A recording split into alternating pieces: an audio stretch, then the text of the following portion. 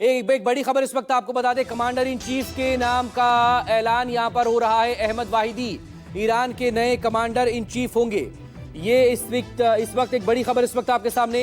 Ahmad वाहिदी Iran के नए commander in chief होंगे और अलग अलग रोल्स किस तरह के रहे हैं अहमद वाहिदी के, ये जानना और समझना बेहद जरूरी है, क्योंकि इंटीरियर मिनिस्टर रह चुके हैं 2021 से 2024 के रिजीम में। इसके अलावा जो IRGC की बेहद इंपॉर्टेंट ब्रिगेड है जिसे कुद्स फोर्स कहा जाता है, उस कुद्स फोर्स को लीड कर चुके हैं अहमद वाहिदी।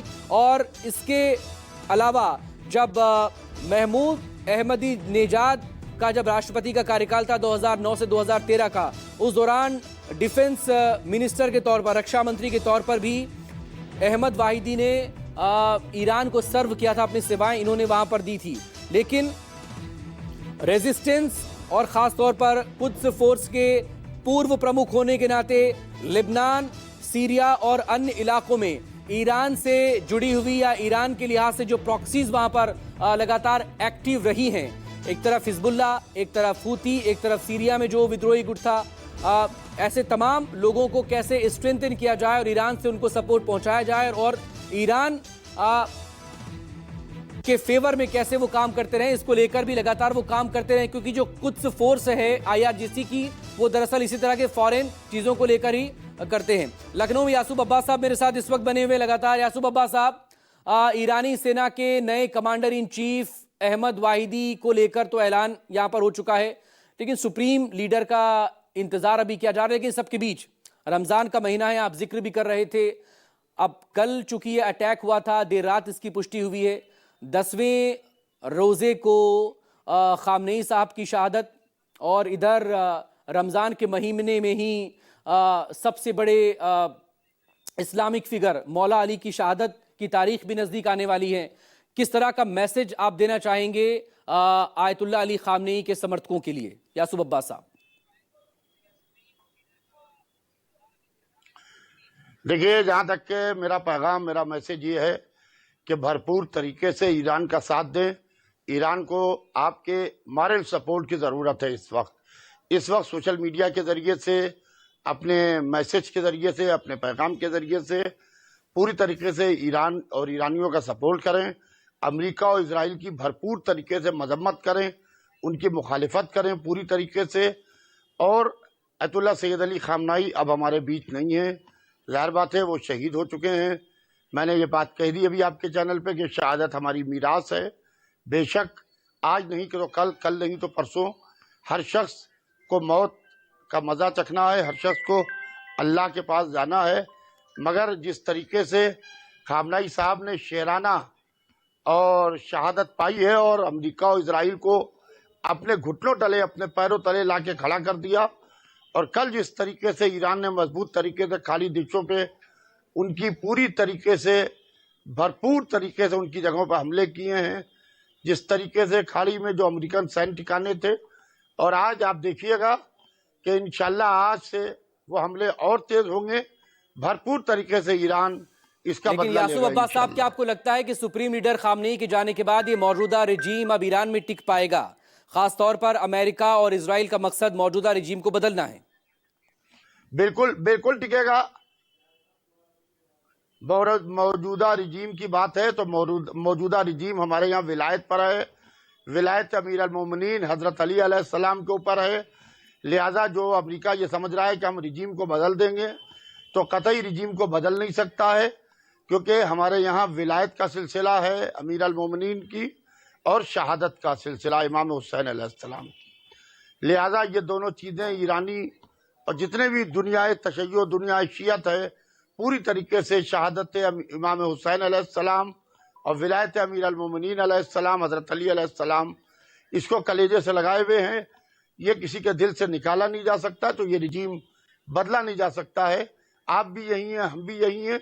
इंशाल्लाह अमेरिका और इजराइल देखेगा कि ये रिजीम चेंज नहीं होगा, बल्कि अमेरिका और इजराइल की एक बार फिर से शिकस्त होगी। लेकिन पिछले दिनों इसी ईरान से तस्वीरें हमने और पूरी दुनिया ने भी देखी है कि वहां पर रिजीम चेंज को लेकर आवाजें उठी थी।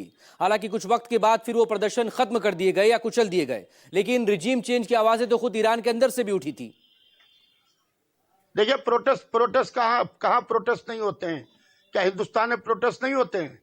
प्रोटेस्ट का मतलब रिजीम चेंज की बात नहीं है।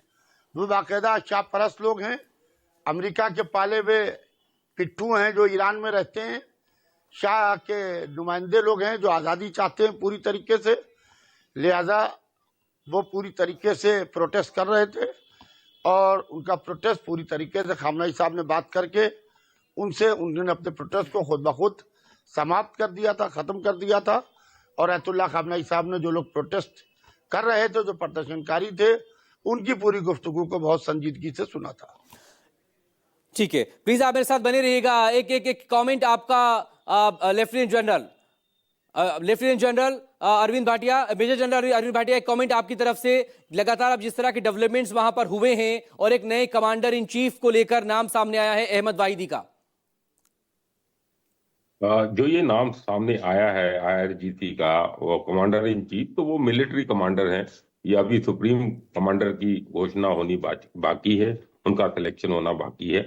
ये बहुत स्वाभाविक था कि एक सुप्रीम लीडर जो इतने समय तक ईरान की के शासन कर रहे थे, उनकी शहादत बोले, उनकी मौत के बाद पूरा इस तरह का मातम, इस तरह का शोक जो है तेहरान में दिखे।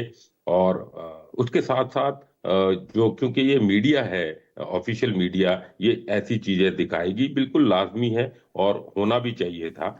लेकिन जो दूसरा, जो ये एक अपराइजिंग का एक जो माहौल बना था, जो एक प्रोटेस्ट हुए थे जिनको दबाया गया था जनवरी में, और उससे पहले पिछले साल भी इस तरह का प्रोटेस्ट हुआ था, वो भी 40 से 50% ऐसे लोग भी हैं जो शाह के सपोर्टर्स हैं, जो रिजीम चेंज की खिलाफ नहीं थे, बट वो चाहते थे कि इस तरह का हो, क्योंकि वो मॉडर्नाइज करना चाहते थे ईरान को। 1979 से पहले के ईरान को वो वापस लाना चाहते थे। तो दो जनरेशन्स जो हैं वो इस सुप्रीम लीडर के नीचे, इनके या इनसे पहले खुमैनी साहब के नीचे उन्होंने देखा है, एक्सपीरियंस किया है। लेकिन अब जो नई लीडर, जो जनरेशन आ रही है, वो मॉडर्नाइजेशन की तरफ बढ़ रही है। वो इंटरनेट के जमाने की है, वो सोशल मीडिया के जमाने की है, वो एजुकेशन के जमाने की है, वो लेडीज के लिए मोर इंडिपेंडेंस और मोर अपॉर्चुनिटीज के जमाने की है। तो धीरे धीरे ये रिजीम चेंज की जो बातचीत होगी ये और बढ़ेगी। जहां तक ये कमांडर इन चीफ के बात कर रहे हैं, अगर ये खुद फोर्स के कमांडर थे, अगर ये डिफेंस मिनिस्टर भी रह चुके हैं, अगर ये इंटीरियर मिनिस्टर भी रह चुके हैं, तो इनके पास बहुत वास्ट एक्सपीरियंस है। और अगर IRGC बोल रहा है कि हम एक कुछ ऐसा हमला करेंगे जो याद रहेगा इजराइल को और USA को, तो उसके लिए एक लीडरशिप का होना लाजमी है। और इनके पास वो एक्सपीरियंस है, और ये तीनों इनके पास ऑप्शंस हैं, चाहे वो प्रॉक्सीज का इस्तेमाल करें, या अपनी मिसाइल, हाइपरसोनिक मिसाइल्स का इस्तेमाल करें, या ड्रोन्स का इस्तेमाल करें, या अपनी मिसाइल बोट्स का इस्तेमाल करें, कि उससे वो कोई ना कोई क्षति US के एसेट्स को या इजराइल को पहुंचा सके। तो ये एक, मैं ये कहना चाह रहा हूं कि अगले 48 घंटे बहुत इंपॉर्टेंट होंगे शोक के साथ साथ इस तरह की एक्टिविटीज या रिएक्शन इराक की तरफ से आने थे। बट एक बात मैं आपको बता दूं कि इस तरह का जो अंजाम दिया है, पहले 12 घंटे, क्या पहले 6 घंटे में USA ने और इजराइल ने मिलके और पूरी लीडरशिप को खत्म किया है, वो एक ऐसी चीज है जो, जिसकी मिसाल दुनिया में अभी तक नहीं देखी गई थी। एक आपने देखा था वेनेजुएला में, जहां उन्होंने प्रेसिडेंट को वहां से किडनैप करके, अबडक्ट करके वो अपनी सरजमीन पे ले गए थे।